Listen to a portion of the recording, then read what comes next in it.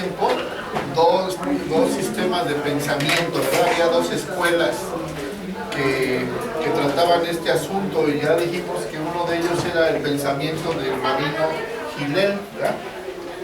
Donde este rabino interpretó que esto quería decir que cualquier cosa que no le complaciese al marino, es decir, inclusive si le hacía mal el café, o si no tenía la casa limpia, si se enfadaba y discutía por cualquier cosa, se podía divorciar de ella. Eso es lo que decía esta corriente, ¿verdad?, de este rabino hebreo.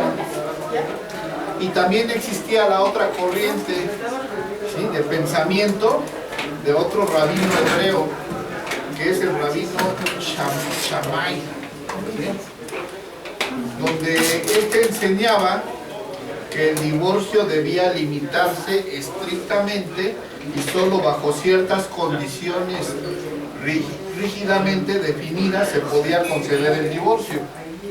Perdón. Entonces, este era un poquito más rígido en esa parte, donde dice que solo bajo ciertas condiciones se podía dar el divorcio. Por lo que la opinión del divorcio estaba dividida, ¿verdad?, en la nación entre estas dos escuelas. Entonces, ¿cuál creen que los hombres se inclinaban por cuál? Por la primera, ¿eh? Porque acá era, este de pensamiento pues era un poquito más rígido, o sea, más considerable. Oye, no, por eso no, ¿verdad? Pues no. Por eso dice que la opinión del pueblo estaba dividida con respecto a este tema del divorcio, ¿verdad? Por eso es que estos fariseos bien astutos le quisieron tender una trampa al Señor Jesús para ver qué opinaba sobre el divorcio, ¿verdad?, sabiendo que este tema era un tema controversial, polémico, porque pues aquí vemos, había dos corrientes de pensamiento, no se ponían de acuerdo. Entonces, exacto, sí, ¿verdad? Entonces hacía como que a su conveniencia, ¿verdad? Entonces, por eso le hacen esa pregunta al Señor Jesús. Y el Señor Jesús pudo haber, con su autoridad, dicho esto, lo otro, pero no es así. Vamos a ver, pues, cómo contesta, qué responde el Señor Jesús. En la Biblia dice que nada más a causa de la infidelidad, ¿no? Pero también en la Biblia tienes este tema, bueno, se platica de tus cosas, también es algo ahí que luego tenemos en plática, pues, no nada de pensado ni nada. Pero, o sea, dice que es obviamente la infidelidad, pero también en las características del amor dice todo lo soporta, ¿no? Y obviamente regresa donde dice a causa de gusto en su corazón, porque al final dice todo lo soporta y todo es todo. Exacto. Entonces ahí es donde no hay para dónde moverse si queremos hacer lo que en realidad dice aquí, no. Así es, no debería de ser, porque el Señor, precisamente, eso lo acabamos ahorita, el Señor precisamente nos da ahora sí que la oportunidad del arrepentimiento, ¿verdad? Todo lo soporta.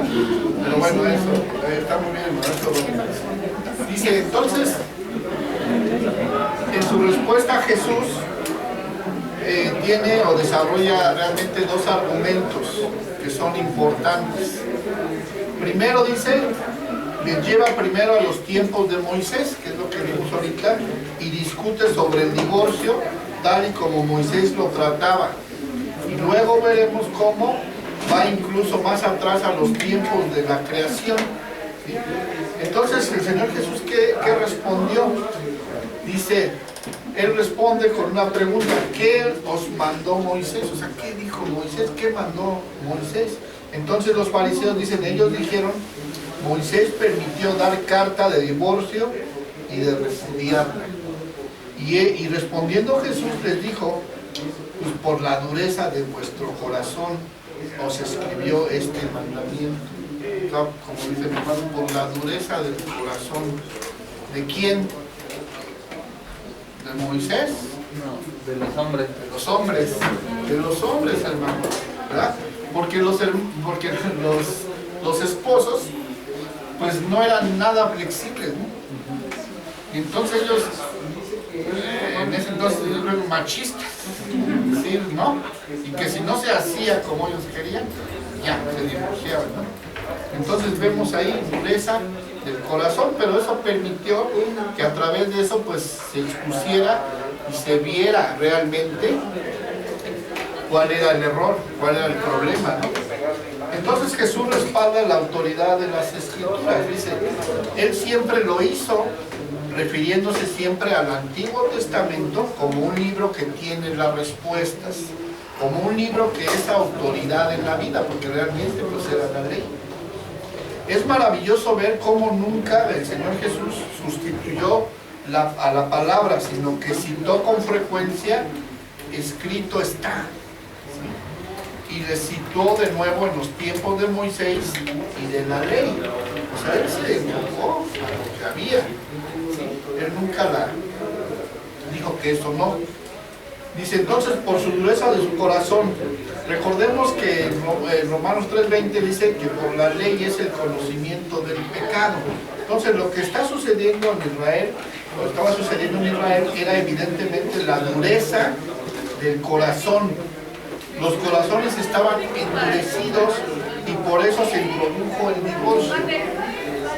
Entonces tenemos un ejemplo cuando Moisés y el faraón pues no permite dejar salir al pueblo de Israel, ¿verdad? ¿Por qué? Porque se endurece el corazón del faraón, o sea, Dios endurece el corazón del faraón. Y por eso vienen las plagas. Entonces ahí podemos ver un ejemplo. Dice que cuando se endurece el corazón, realmente uno está actuando por sus propios, de alguna manera, sentimientos o nuestros propios, de alguna manera, emociones, directamente. No estamos alineados a lo que dice Dios. Dice, lo que nos está enseñando Jesús a través de esto es que deciden hacer las cosas a su manera. O sea, estas personas lo hacían a su manera, como ellos querían. Seguramente ya cuando no estaban a gusto con una mujer, pues buscaban a una. Es que vamos a la realidad. Entonces ya buscaban cualquier cosa. Entonces les permitían. Entonces, por eso dice que esto es que las cosas las hacían a su manera y se proponían a responder siguiendo la inclinación natural y carnal de su corazón, ¿sí? Y hacían lo que querían en una situación que decidieron resolver ellos solos, haciendo caso omiso de lo que decía Dios. O sea, ellos querían resolver su asunto como ellos lo veían, no como decía Dios. ¿Sí? Ahora, pregunta, ¿qué hacemos cuando nos encontramos con algo ofensivo en una persona? Dice, pues nos quejamos, ¿sí? Criticamos, atacamos a esas personas, las evitamos, rechazamos, las objetamos, protestamos, las despreciamos, las menospreciamos a esas personas a causa de ello. Dice, eso era lo que estaba pasando en los matrimonios. Los esposos estaban tratando a sus mujeres con desprecio por haber encontrado en ellas algo que no les gustaba. Entonces, pues realmente eso que estaba sucediendo en Israel es lo mismo que está sucediendo ahorita. ¿Cuántos divorcios hay? Ya la gente ya no se quiere casar. ¿Por qué? Por eso no.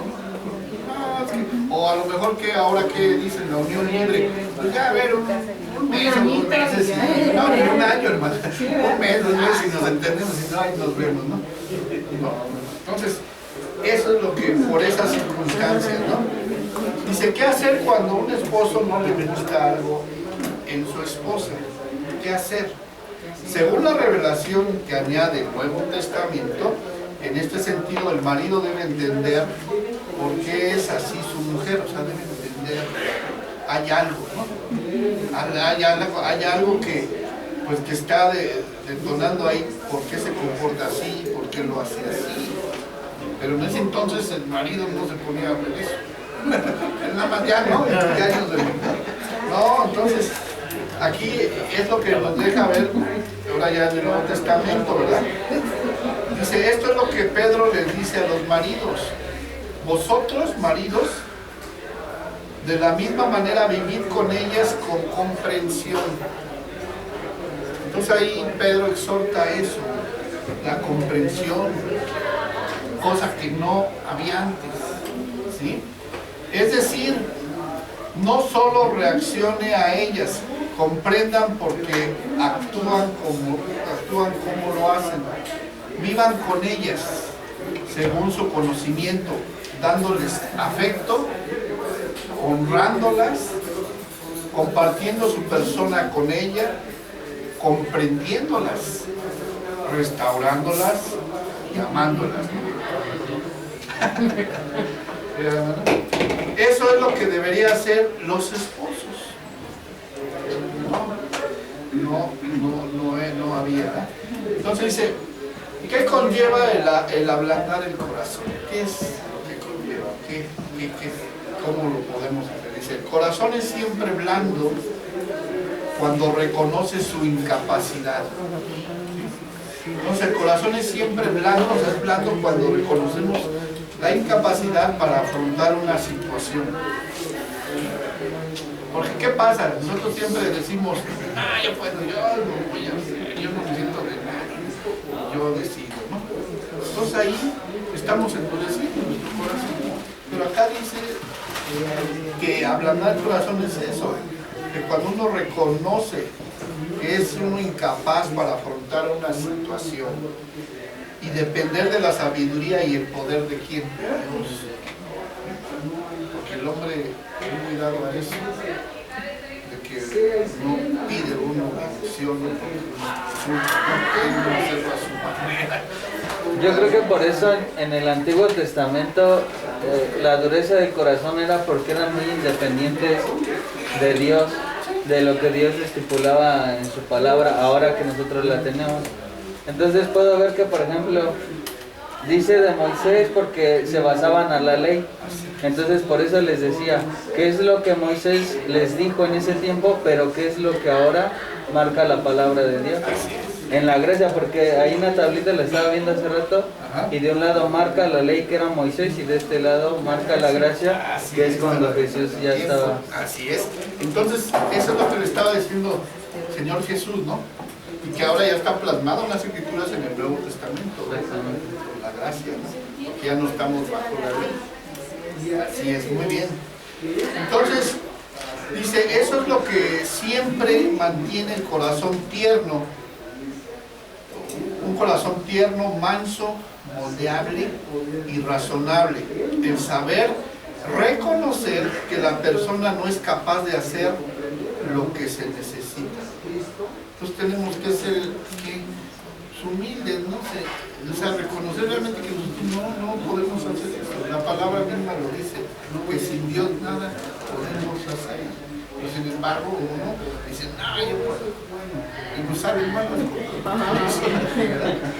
Así es, hermano. Entonces ya cuando estamos en problemas, entonces dice uno, Señor, ahora sí, ayúdame porque ya la regué. Entonces, el saber reconocer que la persona no es capaz de hacer lo que se necesita, el saber depender de la sabiduría y el amor de Dios, además de obedecerlo, o sea, eso también conlleva a la obediencia, a obedecerlo, a hacer lo que Él nos dice, porque bueno, el Señor nos dice algo, pero si no lo hacemos, de nada sirve. Dice, esto es lo que mantiene al corazón tierno y dulce, según Proverbios 3, 5, 7, ¿sí? De eso trata la ley. Ha sido dada con el fin de develar el pecado y hacernos vivir en gracia, ¿sí? Decía Ale, la ley no puede nunca sanar el problema. La ley no puede sanar el problema porque les permitían hacer eso. Sencillamente lo que hace la ley es descubrir el corazón de los hombres. Dice, y la ley de Moisés, al permitir el divorcio, sencillamente pone de manifiesto un problema privado, convirtiéndolo en una situación pública, porque de ser un problema entre dos se convierte en público, ¿sí? En una situación pública difícil, de modo que todo el mundo era consciente de la tendencia en esta dirección y por eso es por lo que lo permitió Dios y concuerda perfectamente con los propósitos de la ley de ese entonces. ¿Sí? Pero no se queda ahí solamente. Jesús nos muestra algo más profundo e importante, ¿verdad?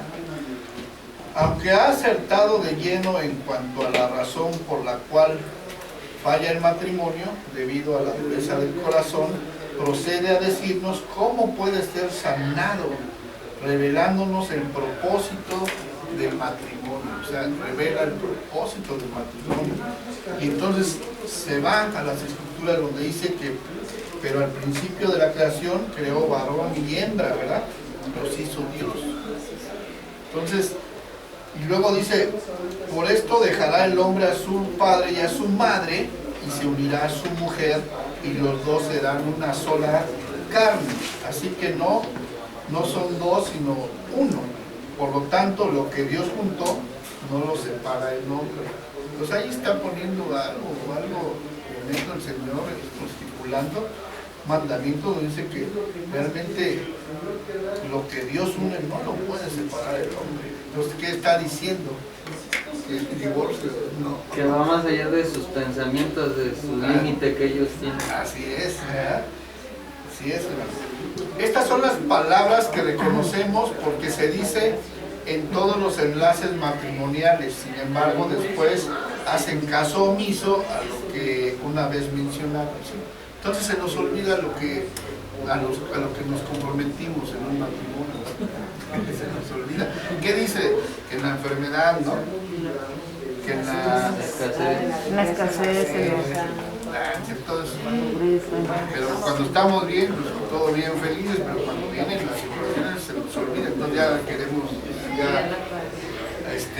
irnos, ¿no? Entonces por eso dice, son palabras que reconocemos porque se dicen en todos los enlaces matrimoniales. Sin embargo, después hacen caso omiso o a lo que una vez mencionaron, ¿verdad? Jesús nos hace volver a los inicios de la creación, haciéndonos ver que lo que sucedió fue un factor determinante, no lo que sucedió con Moisés y la ley. La ley nos mostró el problema que había. La verdadera situación no es el conseguir el divorcio, ¿sí? Sino la verdadera cuestión es ¿por qué mantener un matrimonio? Eso es lo que deberíamos saber, ¿sí? Entonces, sabemos ahorita en la actualidad, sabemos en la sociedad, realmente, aún de los que no conocen de Dios, ellos mismos saben que el matrimonio es la parte fundamental de la sociedad. Si no hubiera matrimonios, esto sería un caos, ¿sí? Entonces fíjense, la misma sociedad que no conoce de Dios. Entonces aquí por eso dice, ¿por qué mantener un matrimonio?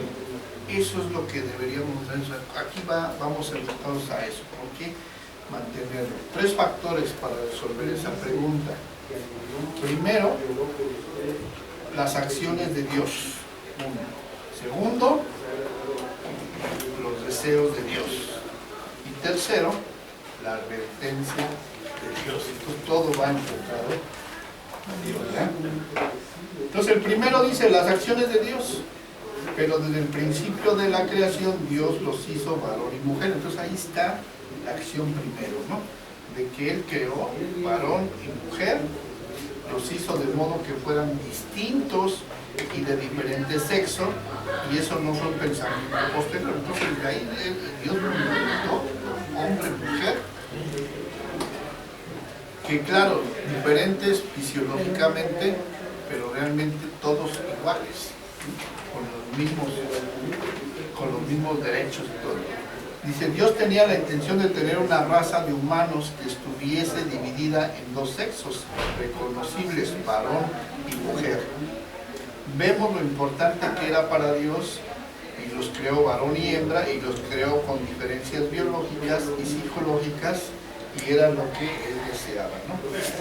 Entonces ahí está el primer punto.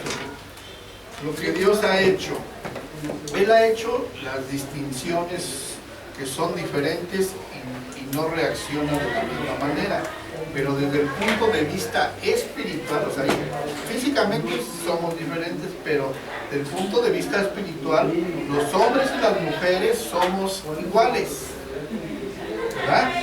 Y ahí radica su igualdad ante Dios. Es totalmente cierto que son personas iguales delante de Dios y del hombre. Pero eso solo se refiere al espíritu, porque desde el punto de vista biológico y psicológico son diferentes. Pues, sí, lo entendemos, ¿verdad? Dice, los hombres piensan de manera diferente como lo hacen las mujeres, y los hombres se sienten de manera diferente a como se sienten las mujeres. Sí, porque somos diferentes en ese aspecto. Dice, Dios creó varón y hembra, y eso es lo que les complace, y eso es lo que hace que haya riqueza en la humanidad. Eso es lo que lo hace diferente, ¿no? El segundo punto, los deseos de Dios.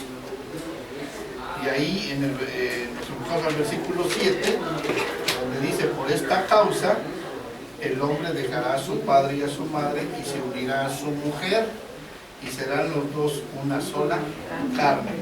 Entonces ahí enfocamos la frase por esta causa, ¿sí?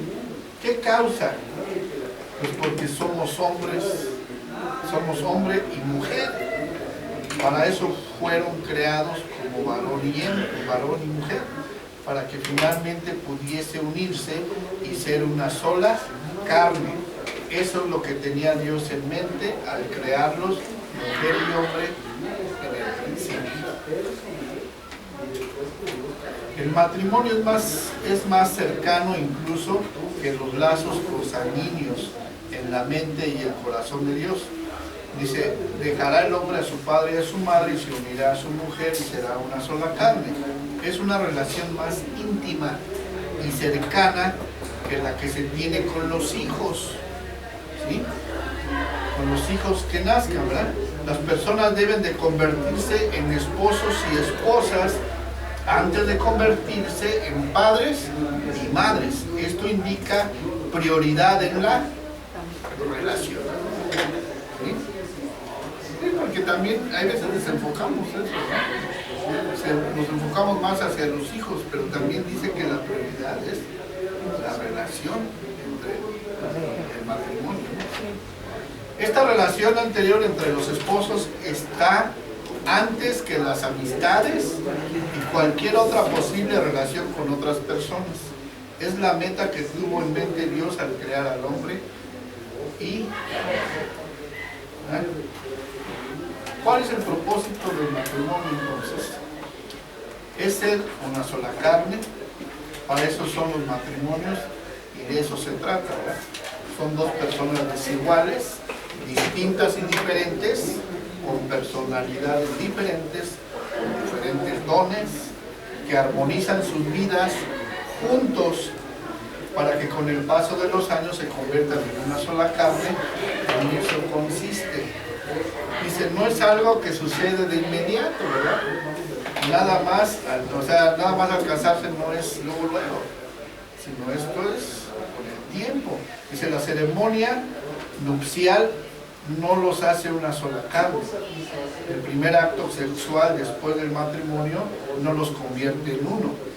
Es algo que comienza el proceso, pero no lo termina.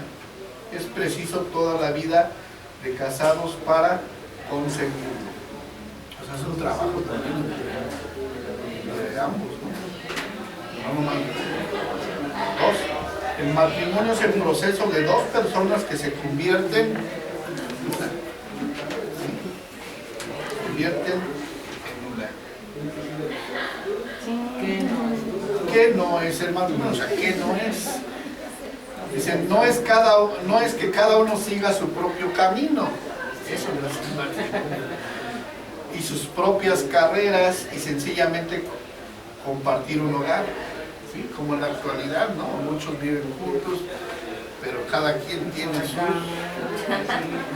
sus relaciones. Por acá diferentes, no diferentes relaciones. Sí, porque luego viven en la misma casa, ¿no? Cada quien nada más llegan a dormir. Casados, pero viven con sus papás. Sí, ¿verdad? Luego dice, entonces dice, no es que cada uno siga su propio camino y sus propias carreras y sencillamente compartir un hogar, una casa y una cama. Ni tampoco se tienen por qué separar por cada problema o dificultad que pueda seguir entre ellos. Lo que tiene que hacer es solucionarlos, ¿sí? Solucionarlos. No tienen que separarse, deben escoger permanecer juntos el resto de sus vidas, para que sus vidas puedan fusionarse.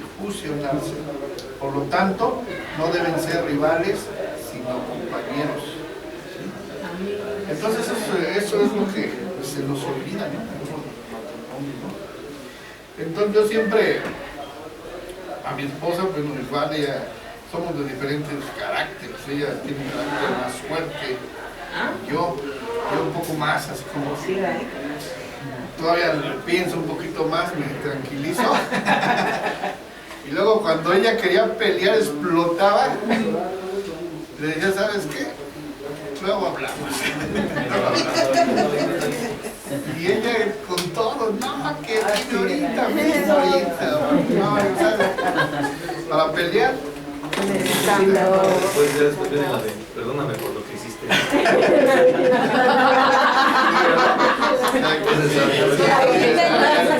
Perdóname por lo que hiciste. Así es. Entonces dice, por lo tanto no deben ser rivales, sino compañeros, ¿no? Compañeros, ¿no? De tal manera de caminar igual juntos, ¿verdad? En las buenas, en las malas, en la adversidad, ¿verdad? Dice, un matrimonio tiene éxito en el que el hombre y la mujer no se separan. Eso es cuando hay éxito, ¿verdad? Sino que se unen. Dice, se enfrentan a sus problemas, descubren la dureza del corazón que existe y aprenden cómo Dios puede hacer que se conviertan en corazones llenos de ternura. Entonces, para que un matrimonio tenga éxito y perdure, necesita que, pues, la dirección de Dios, ¿verdad? Porque eso va a hacer que nuestro corazón se abra y no se endurezca. Entonces ya vimos que al endurecer nuestro corazón, ¿qué va a pasar? Estamos decidiendo nuestra carne, nosotros mismos, y eso va a hacer que nos desviemos del camino del propósito. Dice tercera la advertencia en el versículo 9 al 12, dice, por lo tanto, lo que Dios juntó, no lo separe el hombre. En casa volvieron los discípulos a preguntarle de lo mismo y les dijo, cualquiera que repudie a su mujer y se casa con otro, comete adulterio contra ella. Y si la mujer repudia a su marido y se casa con otro, comete adulterio. Entonces fijémonos que Jesús eleva todo este asunto por encima de la prevaleciente opinión judía del matrimonio, de lo que estaba en ese entonces. Un estándar más alto. Dice, según las palabras de nuestro Señor en este caso, se encuentran en igualdad de condiciones, tanto el hombre como la mujer. El hombre puede cometer adulterio contra la mujer y la mujer también puede cometerlo contra el marido también. Entonces puede suceder las dos cosas.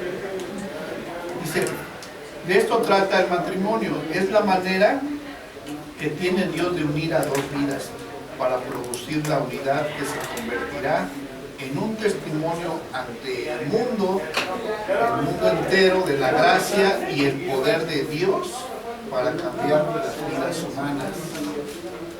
Él puede enternecer nuestros corazones, quitar la dureza y cambiar a las personas, para transformarlas en lo que Él quiere que sean. Para eso son matrimonios. Entonces, aquí el problema principal es nosotros.